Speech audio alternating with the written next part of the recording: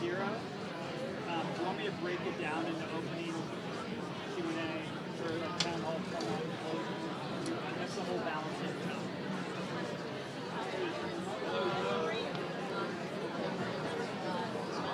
Yeah, so that'll be the left. So we'll go 6 seaters just and that's the part out of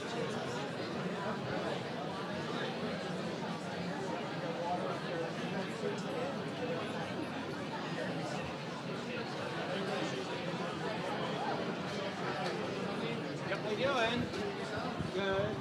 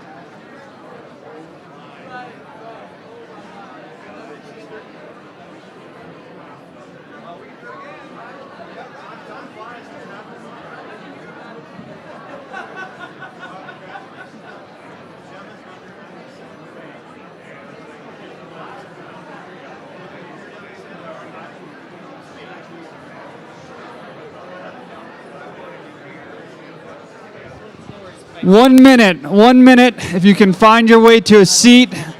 Tables 21 and 20 still have plenty of empty seats over to your right.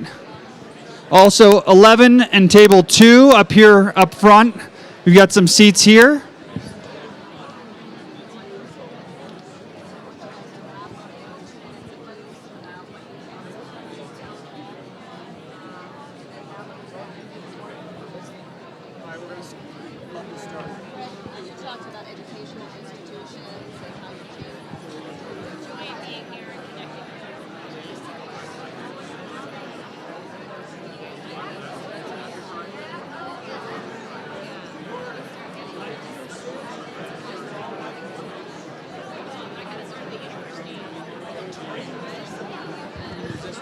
Perfect. It's live.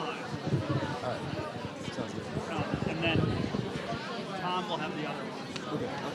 I'll relay that together.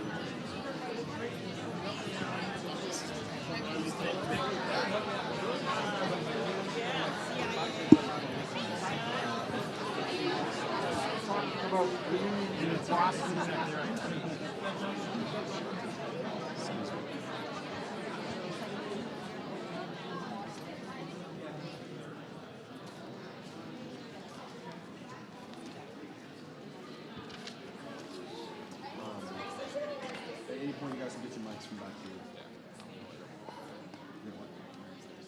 I just have to join the prison. Sure. So I was like, No.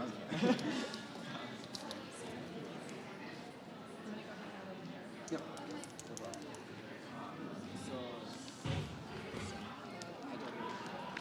So I got mine for the cover. He said the other two back here.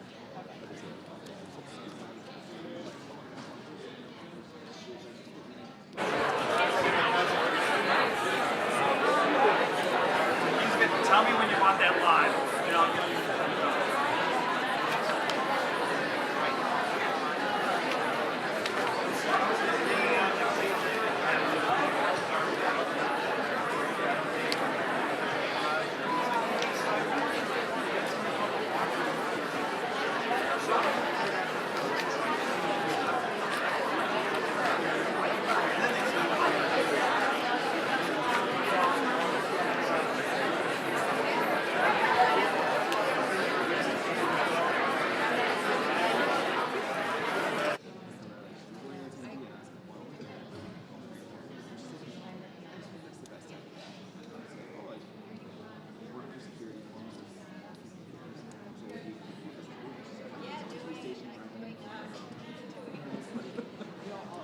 No, then you're just going to see You're going to be doing this.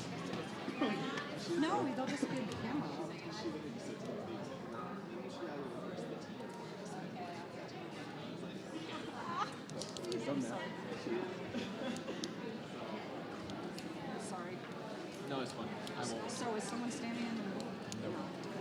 make any sense whatsoever.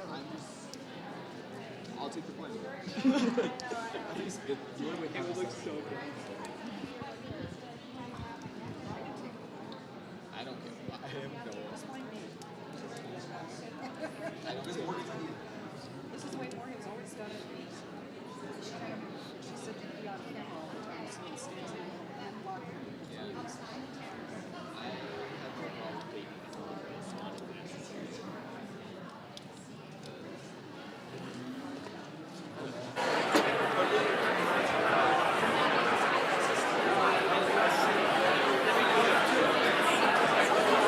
Can we get everybody's attention?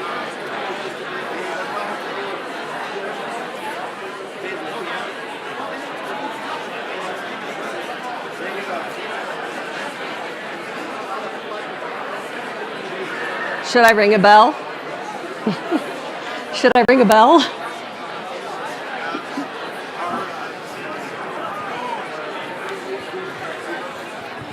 Ladies and gentlemen, let's give Suzanne Malveaux a big Aspen welcome. Hey guys. Hey, welcome everybody. Welcome. It's great to see you. It's great to be here. As always, every year, this is really exciting that we're doing a totally different format this year, the Town Hall. This is really meant to open this up for discussion, for people to weigh in throughout the audience, to ask questions, also make comments if you would like, your own perspective. So this is something that's brand new for this the Action Forum and the Global Network in particular. So it's going to be a lot of fun. Really excited because we not only have the Global Fellows here, but we've got our Global Youth Fellows in the back. Let's give a shout out for them. They're about 50. That program, as you know, is 10 to 18-year-olds, and so they're going to be not only the future of work, they're going to be setting the pace. They might be employing us or taking care of us in the future, but they are certainly going to be key to this conversation. So really excited to have them today. As I mentioned, I'm Suzanne Malveaux, CNN national correspondent. More importantly, I'm a Henry Crown Fellow, 21 Lassos. Are my Lassos here? Yeah, and a Global Network Fellow. So we have a lot of unanswered questions. What is the future of work? And there is a lot of fear and anxiety around that, of course, and we're going to tackle some of that so that we are fearless in our pursuits, or if we do have fear, that we use it to our advantage to either remake or reconstruct what it means to create work, to be employed, and of course to do it with values that are consistent with our community. Lots of questions. What is work going to look like in 5, 10, 25 years? We're going to look at automation, telecommunications, artificial intelligence, of course, and how does that really work with human intelligence and interaction, and what it means to do good for the society, as we've been focusing on. Also, as leaders, what's our responsibility to tackling some of these changes, being better prepared? We mentioned the youth. How do we train youth? How do we make sure that they are prepared for the future and are setting our agenda and values that are consistent to them, to their communities as well? We're going to be looking at social safety nets, the universal basic income. How does it better protect people? And of course, when we look at a workforce in a world of technologies and humans that is still very much in our imagination, some things we can't even purport to know that are going to be a part of our work future for generations to come. So I'd like to start, first of all, by we have an incredible group of panelists. There are 4 of them. This is going to go by very quickly. We have a full hour, but we want to make sure that we get to you guys, so 25 to 30 minutes perhaps of questions and comments from the audience.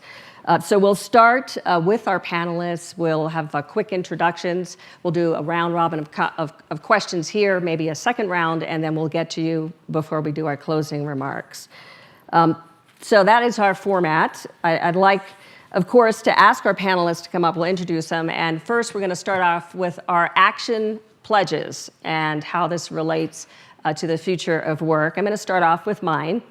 My action pledge is to continue to use my journalism platform to seek out and speak the truth, hold our leaders accountable, and to educate and earn the public's trust.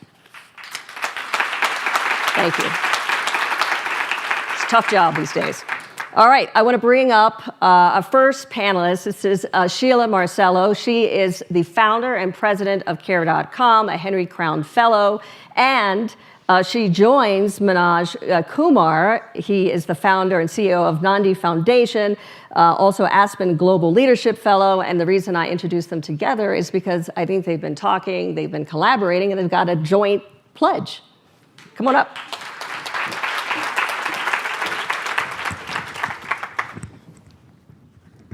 So Our action pledge is we hereby take a joint pledge that we will work together to give thousands of underprivileged, unemployed girls in India by skilling and getting them jobs on new economy opportunities like caregiving.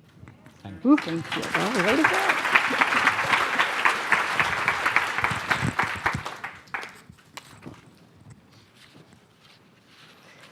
Malcolm Frank, Cognizant IT Machines Technology, please come up.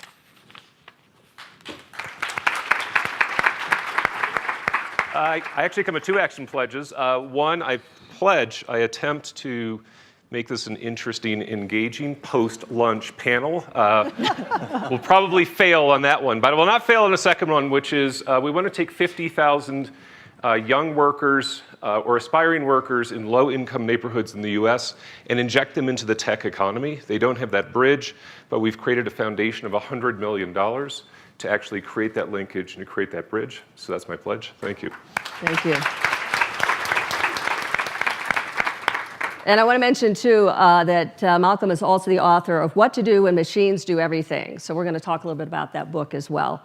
And then finally, I want to bring up Fred Swaniker. He's the CEO and founder of African Leadership University. He's from the Africa Leadership Initiative out of South Africa. All right, Fred. Hello, everybody. My action pledge is to develop 3 million entrepreneurial leaders for Africa in the next 6,000 days. And 6,000 days is the amount of time that we have left before we have the largest workforce in the world in Africa. Oh, Yes, ma'am. thanks.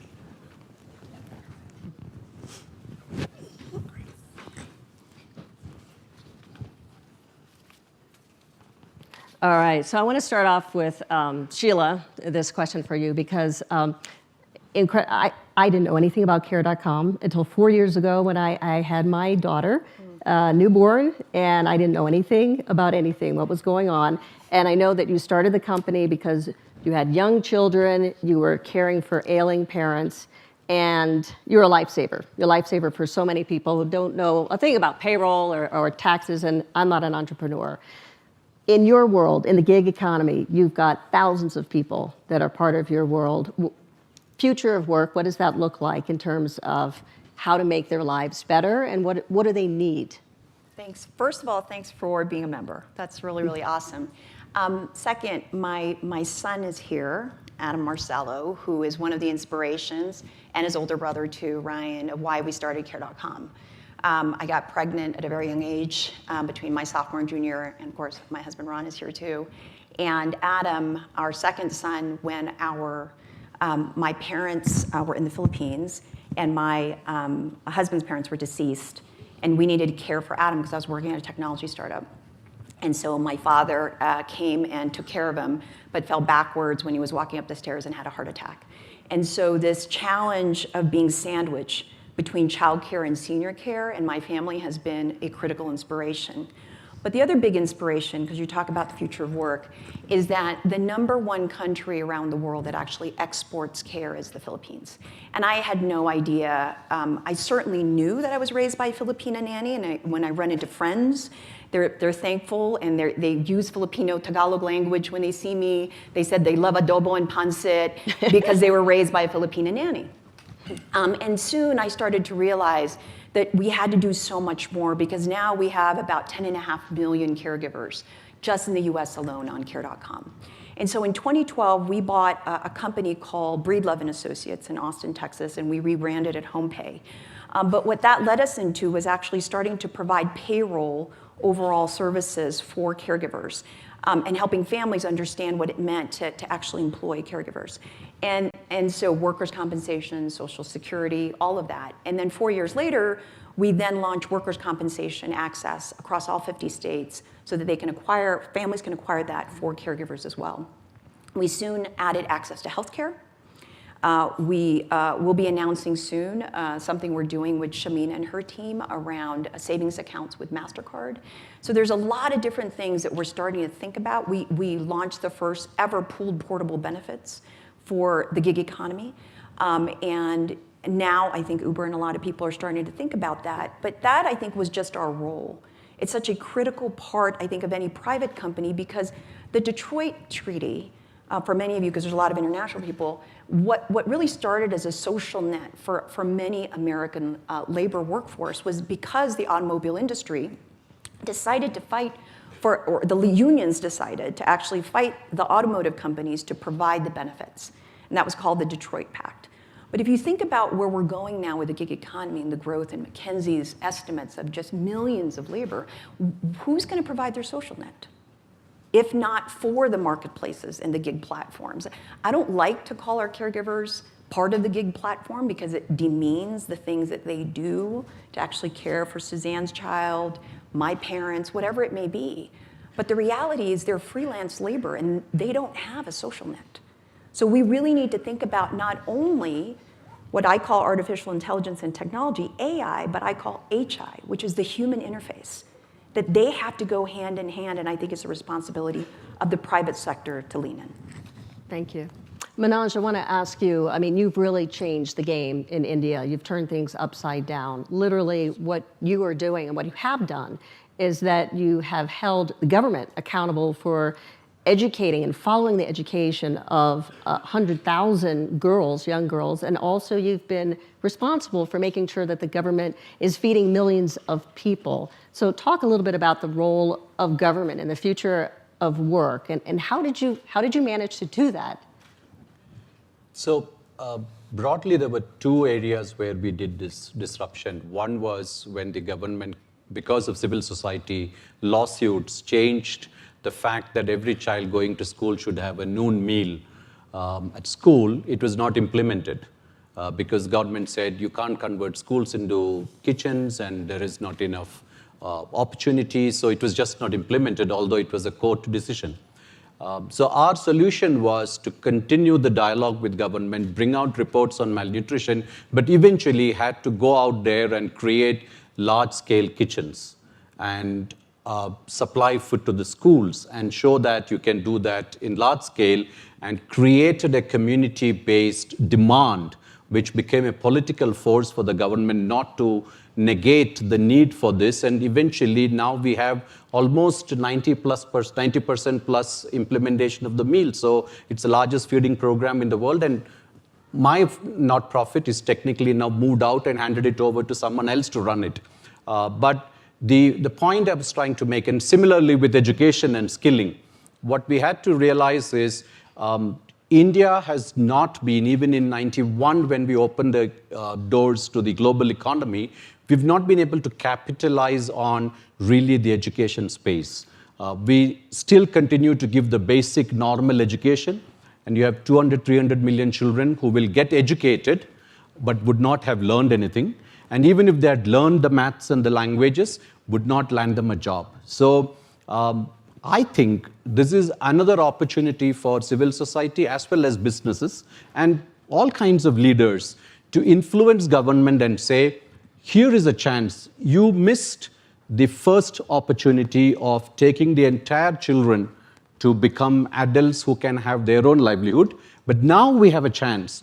Let them skip, if I may use the word, skip the local education system if they wish to, in terms of making it relevant for jobs. But we have an opportunity to create an ecosystem, both from an employer side as well as from a societal side, of creating new opportunities of skill giving, skill receiving, by which we can capture new job opportunities that are emerging. So that is something we are trying to work. So we run something like 2,000 centers where youth come, and all we train them is nothing to do with the formal education, but exactly by partnering with new economy job offers that could emerge and get their needs imparted directly, sometimes in 3 months, sometimes in a year. And I think that's why we were confident about it. New economy opportunities are like creating caregiving. If you look at India today, we are at an inflection point where labor reforms are going to happen in a big way.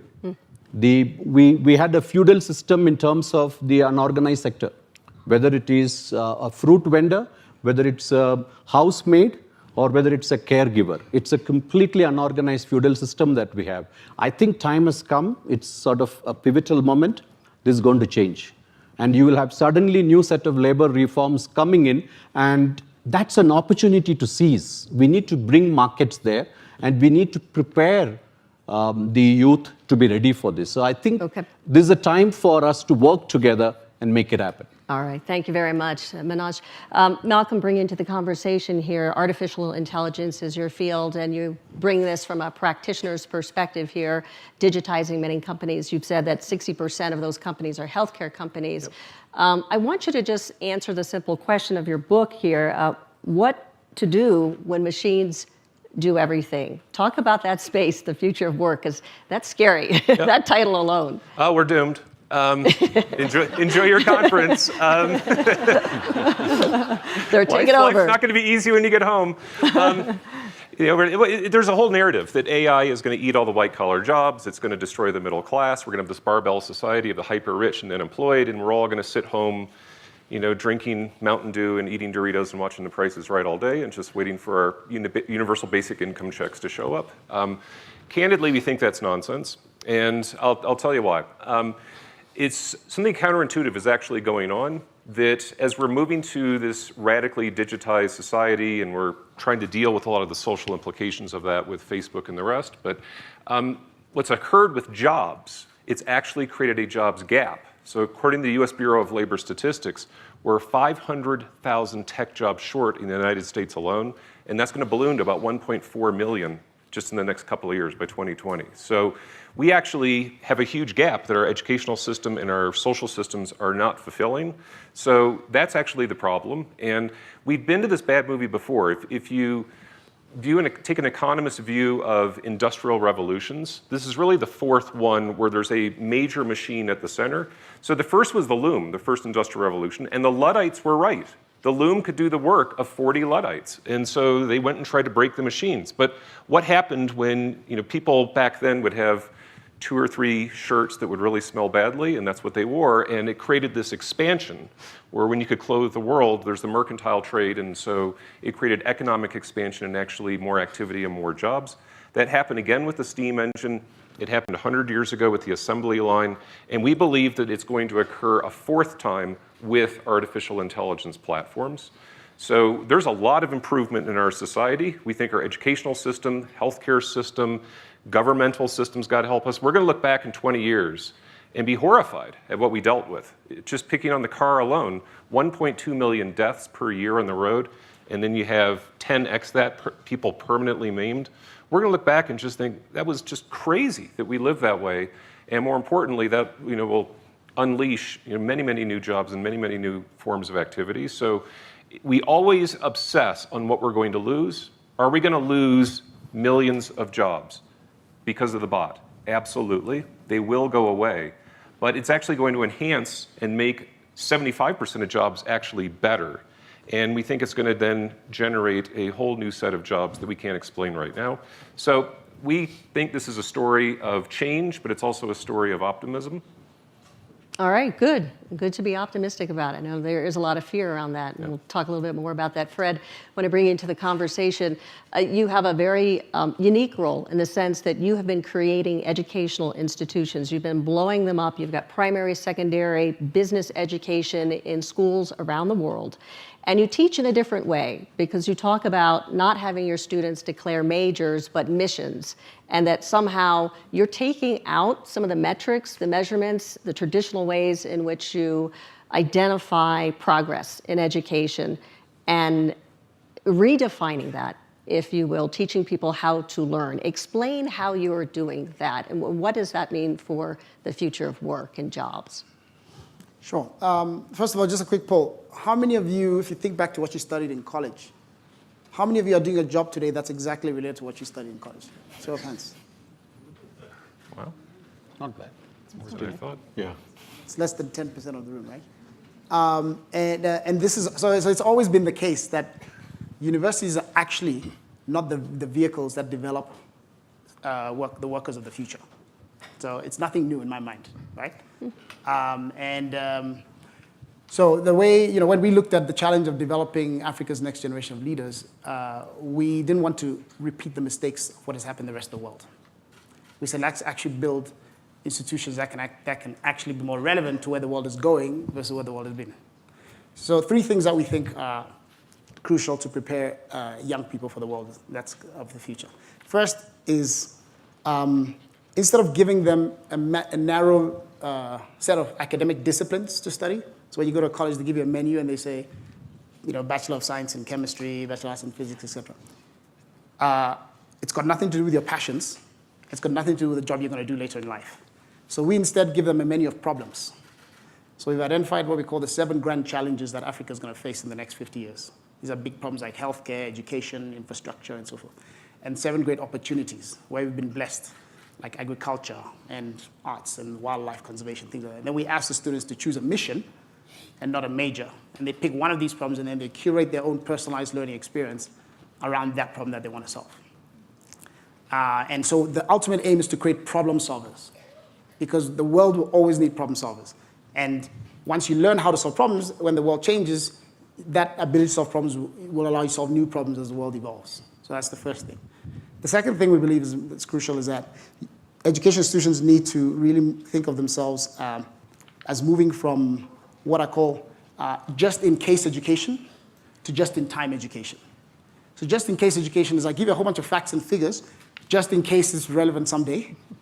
Most of the times it's never relevant. Whereas just-in-time education never ends. You're always learning. And you're thinking about supplying the skills to someone just as they need them, right? And you need to then think completely about when, basically it never stops. And then the final thing is we believe is that with the advent of artificial intelligence and automation, many of the knowledge that before you'd go to a university to learn, the machines are able to do them better and will be increasingly so in the future. So what that means that education institutions need to think about how do they impart traits into human beings that machines can never learn, like imagination, passion, resilience, courage, humility, empathy. These are things that it's very difficult for machines to learn. And so education institutions today don't see that as part of their purpose. And we think that that is an integral part of preparing people for the future, is actually make them more human so that they can actually be relevant as the machines develop.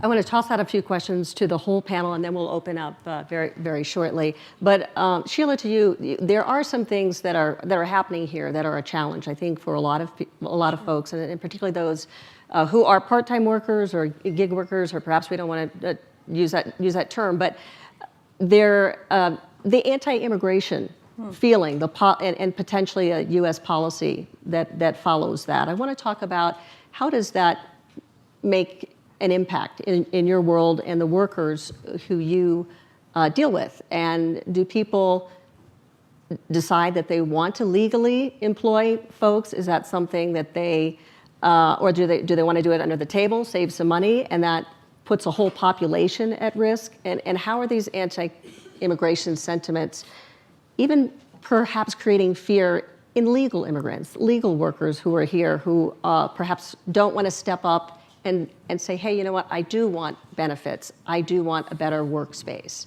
It's actually, the statistics is pretty stark and shocking that there are about 4.5 million families in the United States, just the US, who should be compliant. And that's usually a requirement around a certain amount that you pay, and it's often $1,900 a year that you should be paying for the benefits of your caregiver. There are 300,000 families who pay legally. and often don't even know how to because they're filing still wrong paperwork around it. So, and that's part of the reason we got into this, to kind of educate. But you know, it was so interesting from the poetry reading that we did this morning on fear. One of the things I took away, and we talked a lot about how, you know, fear can trigger a lot of things that impacts our courage.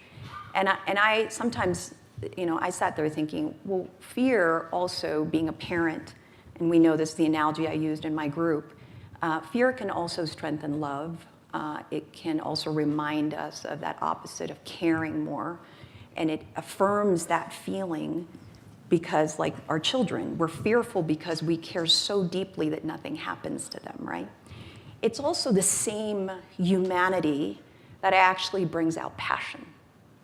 And it's the well that I go into when I look at the care crisis, whether how we treat caregivers, that they're paid $9 an hour and golf caddies are paid $17 an hour, or it's the fear that I have that there's not going to be enough caregivers when we all age, not just for me personally, but especially for low-income people who may die alone in their home because they won't have family or can't even afford it.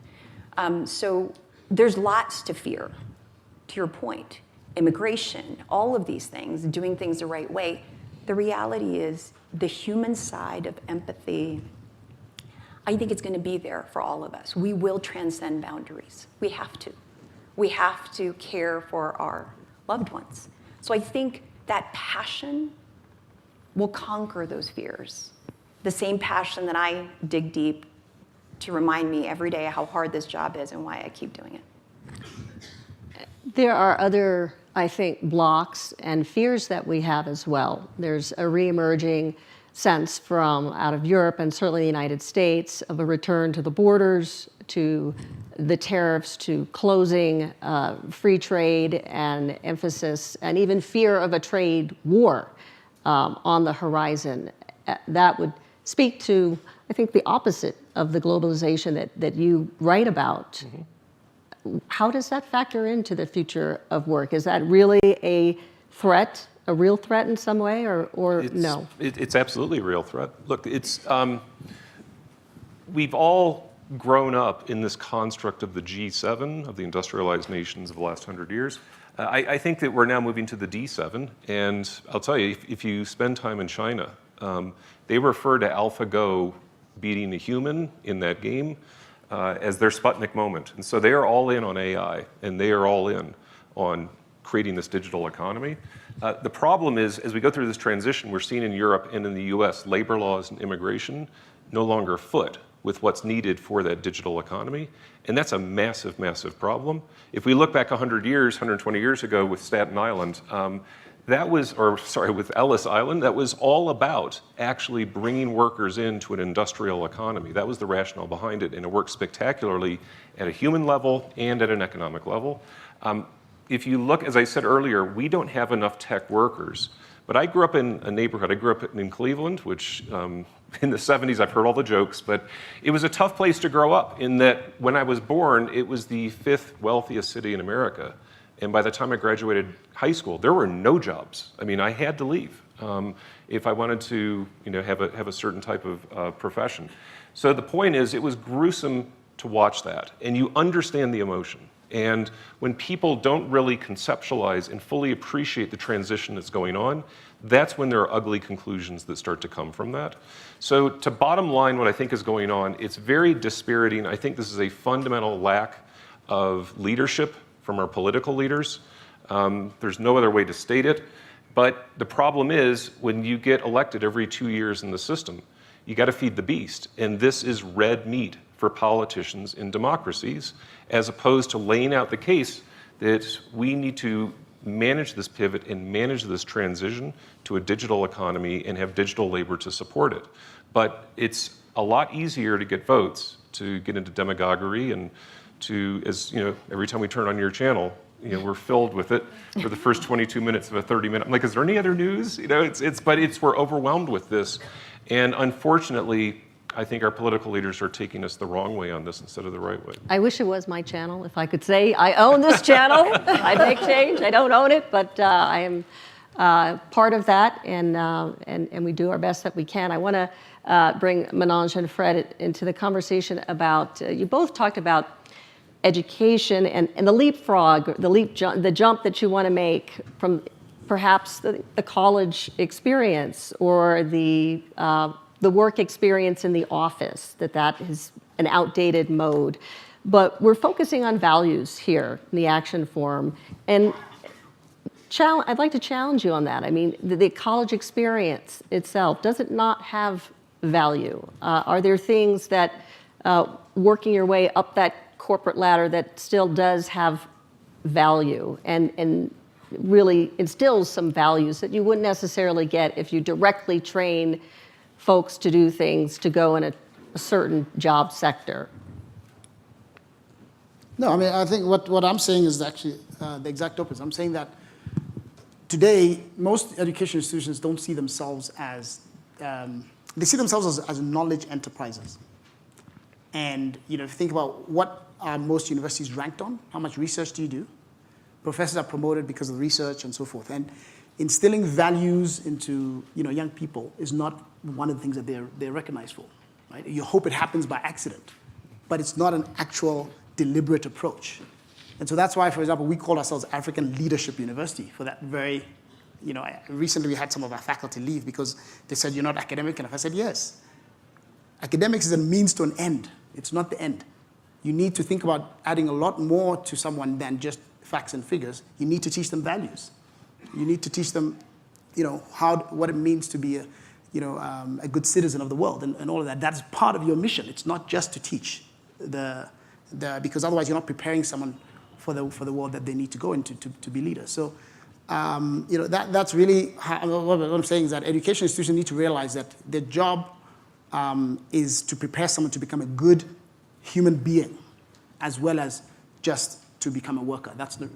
You see what I'm saying? Yeah, I do. Before Manoj, before I went to go visit Mahindra Pride schools about a few months ago, it was a very emotional experience because these students are taught incredible values of supporting each other and the fact that they came from the poorest of communities in India. I mean, so proud of what Naandi has been doing for thousands and thousands of kids, not only getting jobs, but the values. I'm sorry, it just reminded me of that underlying, and I heard it directly from them. Thank you, Sheila. Unbelievable. See, India, we have 1 million schools run by government. And we have an equal and larger growing number of private schools also. You ask every school administration teacher, as well as the principals or the heads, every parent has only one demand, that their children should score very well and get to the best colleges. They've never met a parent go there and say, get values into my child. If anybody has done that, then they're not part of the actual parenting process, at least in India. Then you go to college, it's just how to get into the day one recruitment or day zero as they are called in business schools and engineering colleges. I've never seen a parent worry about which value-based college should I send so that my son or daughter gets fully instilled with values. If all that was happening, this institute wouldn't have existed. We wouldn't have been gathering here. So I'm pretty certain that, unfortunately, we're continuing the education system to feed the industrial revolution's excesses, and we might even now tweak it a bit, if at more, to teach some digital economy into the schooling system, assuming it will land up in jobs again. But I don't think emotions, as you said earlier, or values are going to be part of the education system. Which is why alternate avenues have to come up. And they could be for-profit in cases where they're affordable students. Otherwise, like the one I do, which is over 2,000 now, as I said, they are absolutely underprivileged background students who are fundamentally taught empathy. And surprise, they learn it much faster than most of the privileged students that I deal with otherwise. So instill empathy, instill that connectivity, that humaneness, and prepare them for a whole set of new jobs.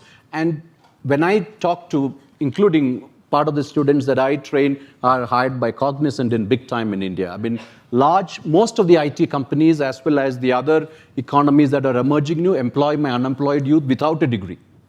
And they tell the kind of empathy, loyalty, values and stability that they bring to the workforce and to the floor, we don't get it from the best institutions. That's what we want. So I think there is a need for us. This you cannot expect government system to deliver. I think there is a need for leadership to look at. It could be ventures in every country, frankly. It could be Aspen Ventures to create value-based educational packages and institutional frameworks that can feed and challenge the new opportunities. I want to know how many of you want a nanny, including you who had one, who would be a machine-managed one. I mean, you need a nanny who would be actually a human being full of values and empathy to look after your child. So a whole range of services and jobs can never be replaced by machines. I think there is an efficiency angle and there is a productivity angle that machine learning will bring. And even in India, the Gartner report says that 1.7 million jobs will be gone by 2020, but 2.3 million new jobs will be. We can play with these numbers and they are true, but I think there's a larger need to worry about preparing. This is an opportunity. AI to me is a trigger point to create the new ecosystem. Let's do it. Yeah. If I can just add something onto that. Sure, and then we're going to open up for the audience. Yeah, very quickly. So I think this point is actually has never been more important than today, because Malcolm's talking about there's a need for tech workers, but who's going to give those tech workers the values that they need to ensure that the algorithm that they're writing actually is going to make sure that you're not perpetuating continuing injustice in the world and so forth. So now more than ever, values needs to be part of education, because those programmers need to make sure that they're putting in place good values into the algorithms. Excellent point. Let's go ahead and see if we've got people who are at mics, or Graham, do you want to? Oh, we've got mics. Can we get those two folks out who are raising their hands, or get the audience going? If you wouldn't mind just stating your name and your fellowship. J.B. Schramm with Pahara Agitators Cohort. All right. So you spoke to the values that we're going to need to succeed as machines do more and more. What are the skills that we're going to need to succeed as machines do more and more? And related to that, could you say a bit about the kinds of skills that will help somebody work effectively with machines? Yeah, I'll take that. Let me give one microcosm. I think teaching, 10 years from now, we should have artificial intelligence across the whole educational spectrum, but it will not take away one teaching job. And if you ask teachers, after using that bot for several years, who's your closest colleague at work? They'd probably say, it's my bot. And we were working with a few university systems on this pilot. Can you explain that? Yeah, I'll explain it exactly. There's a couple of university systems we're working at pilots in, state universities, where they say you need to get these kids. They're not Harvard and Yale where you get these intrinsically motivated kids. You just throw them in the snake pit and they get their grades. These are kids who sometimes you got to get them from freshman year to sophomore year. And if they do that, they know they're going to stick in the system. But quite often you get kids who fall out for the dumbest reasons. They take the wrong major. Why? My significant other's taking that major. My mother wanted me to. There's a lot of money at the end of the rainbow. So the point is, somebody who may be in accounting and is failing would be a wonderful therapist, but they just don't know that. The issue is, if their homework is graded by a bot, the bot will know that. So if Fred and I are in a calculus class and he does his homework and it takes him 20 minutes and it's all right, and I grind and grind, it takes 90 minutes and it's wrong and I keep making mistakes. The point is, the teacher no longer has to do the grading of that homework. So that is an hour to two that he or she gets back every day. But when they look at their PC, they're going to get a report that says, you don't need to worry about Fred, but Malcolm keeps stumbling, and here is specifically where he's stumbling. And based upon that, and based upon how we've looked at him in prior years, we know how his brain operates, and we know why he's having this issue. And so this is where you need to intervene. Or it may say, the bot may say, this is totally new, this is weird, he's never done this, and then all of a sudden he's doing this. Maybe there's something emotional going on. So the point is, this is where a teacher could be more human, more empathetic, because the bot is going to do the rote work. And start to outline what's going on. So we think that if you just multiply that by 10,000 and 100,000 and a million, it could have just a remarkable impact on making people much more effective in their jobs. And look, this is a final point, you already do it. You know, when you drive to the airport, you know, do you use Waze or do you just guess? You know, I should take the Triborough Bridge, maybe I should take. So, you know, it's you've already trusted that platform and you know how to interact with it, and it makes you a much better driver. We think that's going to happen with profession after profession in the next 10 years. Fred, you want to jump in, you said? Yeah, so we actually did research to answer that question with about 150 employers around the world to find out what are the skills they're looking for in the next generation, you know, worker. And we mapped out what we call the 7 meta skills of the 21st century. So these are, number one, leading yourself, right? Can you manage yourself, your emotional intelligence, self-regulation, those kind of things. The second is leading others. Can you work in a team and then help them to achieve something, right? So employers are looking for people who can work with others. The third is critical thinking, you know, and can you think through a problem, right? The fourth skill they were looking for is entrepreneurial thinking. Can you bring innovative ways to solve problems and help them to create value as an organization? Number 5 is the ability to analyze data and use it to make good decisions, right? Especially in a world which is becoming much more, you know, data-driven and so forth. Then the final thing they're looking for is how to manage complex tasks and projects, right? I think I went through all of them, right? Critical thinking, leading yourself, leading others. Finally, communicating for impact. Can you actually communicate and, you know, and explain your ideas in a concise way and an inspiring way and so forth? So these are the 7 skills that employers told us that they typically find missing in college graduates. And so one of the things we do is at the first year of our university is everyone does a curriculum aimed at giving them those skills. And then in the second and third year, they pick their mission. And then they curate their own learning experience around that. So we think you can do both, right? Because people, today, universities try to make this false choice. They say, we're academics, it's not our job to give you anything that employers want. We think you can do both. Give them skills that employers are looking for, but also allow them to develop intellectually and as human beings and learn how to solve problems. But that list, you may see, it's revenge of liberal arts. They come raging back, that you need those capabilities. And Fred, just to back up your point here, your success rate, I mean, most of your students are employed within 8 months out of those university programs, correct? Is that right? Well, I mean, what happened was, so let me just give us, the first class that we had at ALU, we sent them off into internships after just 8 months of this program. Okay. And 5 of them got full-time job offers, even though they were only freshmen. Okay. The employers are like, you're ready to be able to work. All right, let's yes. You want to find somebody?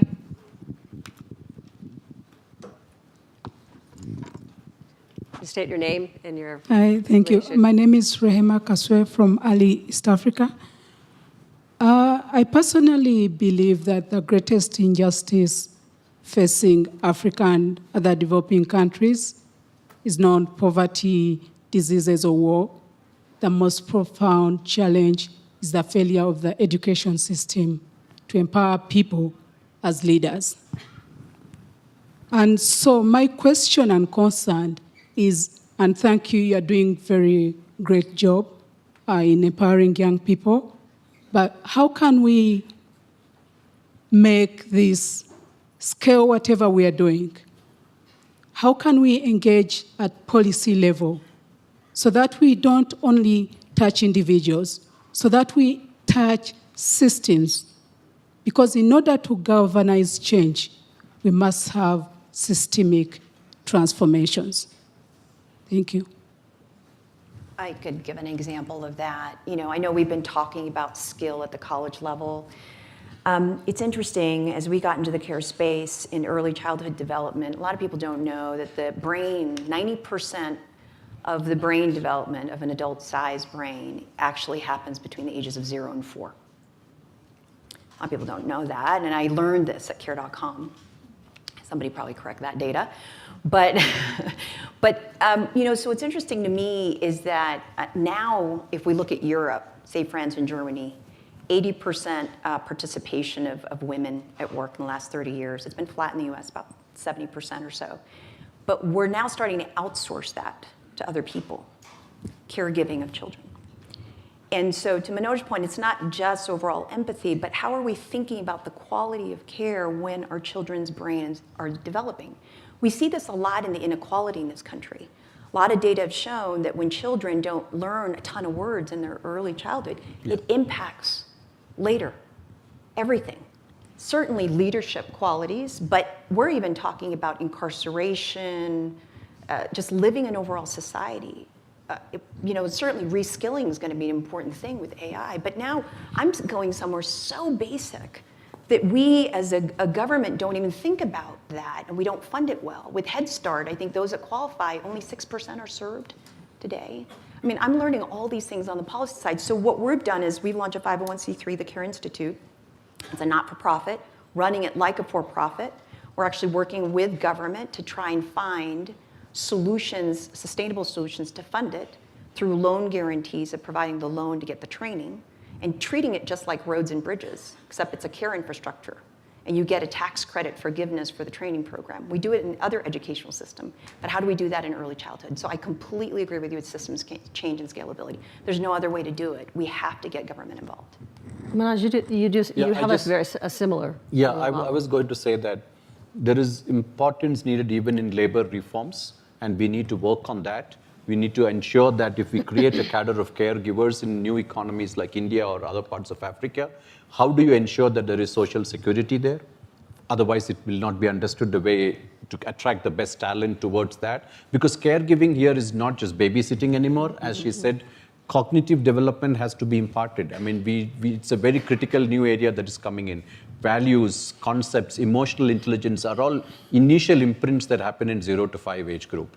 And it's so important that we have to therefore put pressure. So the examples that you see are isolated ones, should be quoted to influence government policies for systemic change so that we have these new trends in terms of ecosystem ready for it, be it labor reforms or changes in educational system itself. I don't know if there is an obsession in India with degrees and certificates. Either the poorest person also wants a certificate. So how do we create validated government certificates that will give them a certain esteem? I mean, as a degree is actually the beginnings of the white collar for many poor people in economies like this. So we need to create those systemic changes for such innovations to also flourish. We have someone else. Okay, go ahead. So thank you. Just following on that, esteem is wonderful. Michael Stubbs, Los Angeles Frederick family member. But I'm curious about income. You know, if the average hourly wage for a caregiver is $9 an hour, who can afford to be a caregiver? And when you want to overlay further training and the responsibilities that come with the job, how do we, I guess putting back on us, how do we elevate the income of caregivers?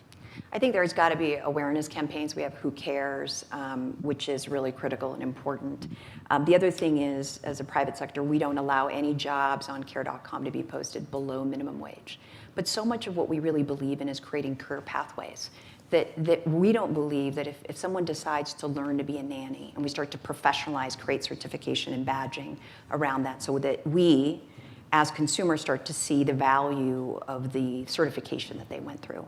I think that that's critical and important, but we also have to believe that they will move out of that they start to gain confidence and other income from that to afford further pursuit of other education. I firmly believe in career pathways so that they become certified nursing assistants. They may decide to go caregiving all the way. They may decide to be a nurse. Then they decided to go into medicine at a later age. You know, so to me, I really believe that it's a way in which how do we professionalize and value something so human like caregiving instead of demeaning it in a way and paying just below wages when it's so valuable and making the economic argument. And so then you as a user, I think is the other important part. Conscious capitalism is so critical. So that the cheap drive and paying the Uber driver, we don't feel great about that. Instead, we should be thinking, gosh, I got that cheap ride off of the back of this driver. Is that fair? These are good questions. Do we have somebody from the Global Youth Group with a question? Have any of our future leaders? Take a little bit more time to think on it. We'll come back to you, although we're running out of time a little bit. Yes, over here. Hi, good afternoon. I'm curious, I work with women's empowerment and creating entrepreneurships opportunities for women. And one of my concerns is that the fourth industrial revolution will affect women more than men. How are you addressing that in your different programs? And are you making a distinction of how to train or include more women in the different programs that you're doing? Thank you. Yeah, it's a specific point of focus for us. And so, look, we're pretty pragmatic about this. We can't change society as an organization, even though we're throwing $100 million at this. But we have learned we can change a human life. And so we just need to show the path. We need to show the bridge and work people through that. We have a specific point of emphasis to bring women into the tech field.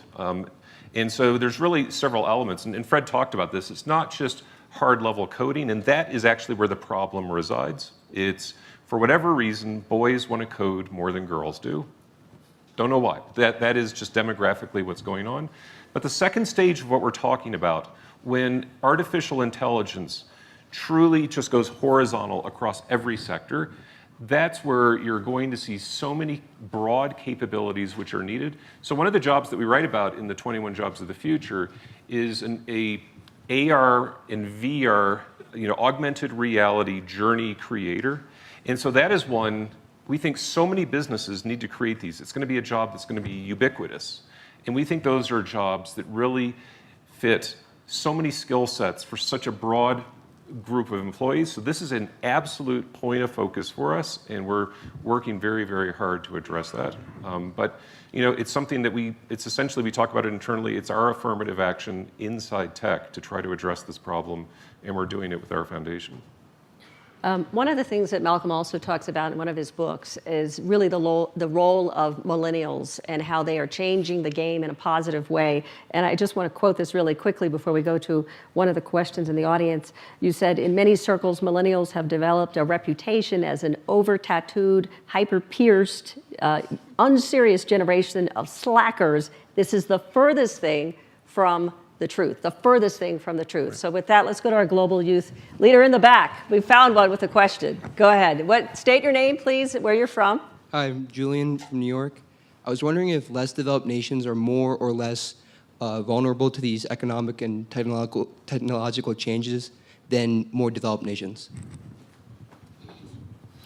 Yeah, let me take a stab at that. I think that if I look at from Africa's perspective, in the near term, I think there's much greater opportunity from technology than there's challenge. Because we have many of these problems that we need to solve in Africa. I talked about these 7 challenges and 7 great opportunities. And I think that the lives of people can radically be improved by using technology to find radical ways to bring solutions to people's lives, right? So we can give people access to better healthcare.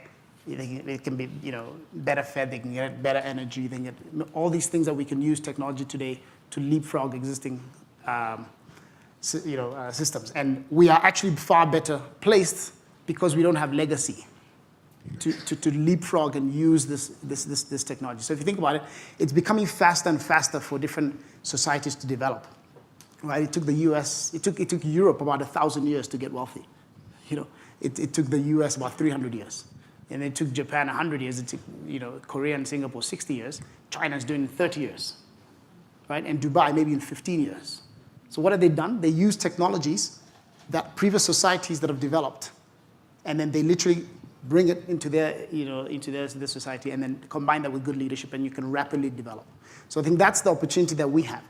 And in the short run, I think there's much more opportunity than there is, downside for us in Africa.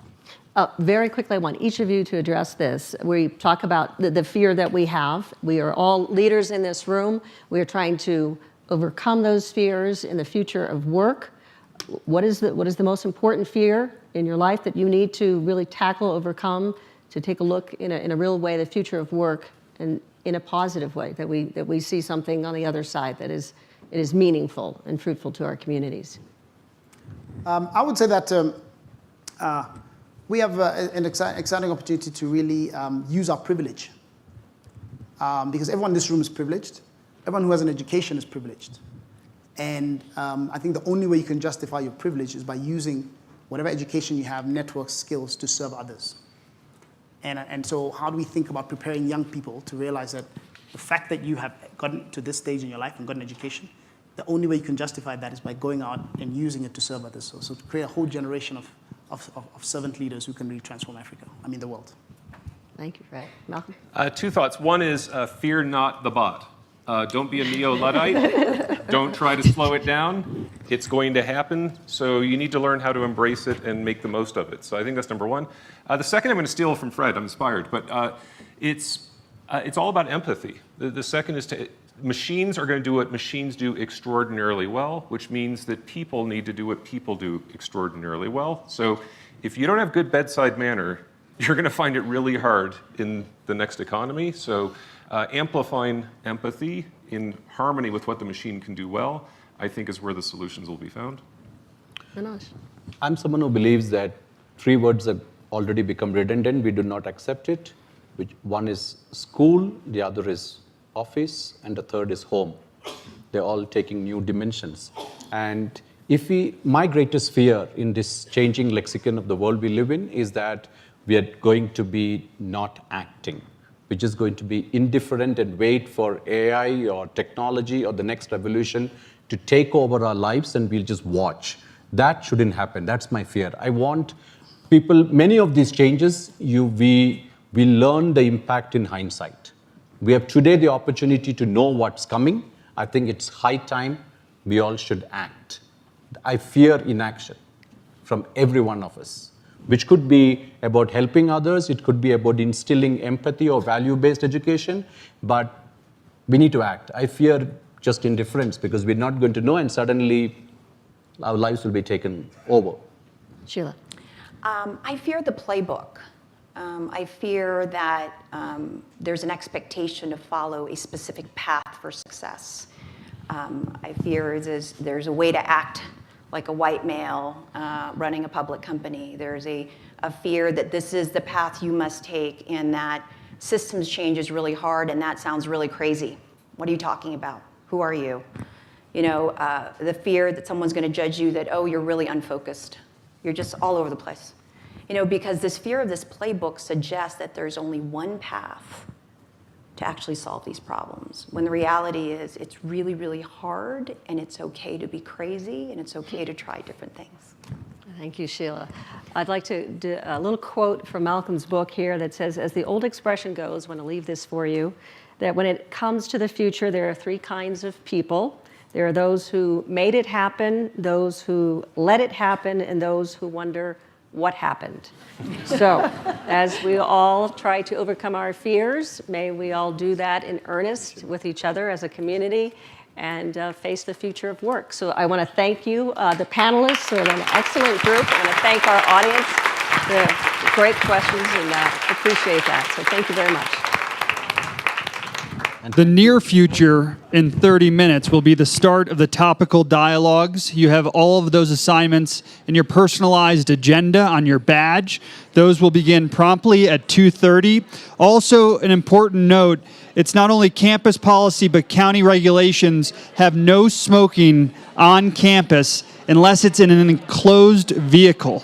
Other than that, because of fire regulations, there is absolutely no smoking on campus. So please not only abide by campus policy, but Pitkin County law. Thanks so much, and head off to your topical dialogue.